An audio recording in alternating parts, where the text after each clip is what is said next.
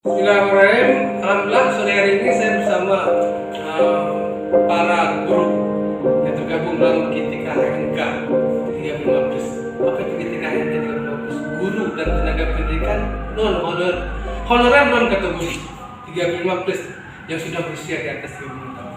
Mereka adalah para pahlawan tanpa jasa yang berjuang untuk meningkatkan kualitas pendidikan kepada anak-anak kita, tidak hanya di Aceh tapi juga di seluruh Indonesia, dan perlu menjadi satu konsen bagi kita semua, tidak hanya kami di Dewan, tidak hanya bapak-bapak yang ada di eksekutif, tapi semua elemen masyarakat, untuk bagaimana status mereka ini bisa terangkat. Selama ini anak honorer yang sudah belasan tahun, malah ada yang puluhan tahun, ini perlu menjadi perhatian kita bersama. Eksekutif, legislatif, Pak Presiden, Menteri, Gubernur, Bupati, Anggota Dewan, DPR RI, DPD RI, juga DPR A di Aceh, DPRK di kabupaten kota, dan juga di seluruh Indonesia perlu menjadikan perjuangan mereka ini fokus bersama.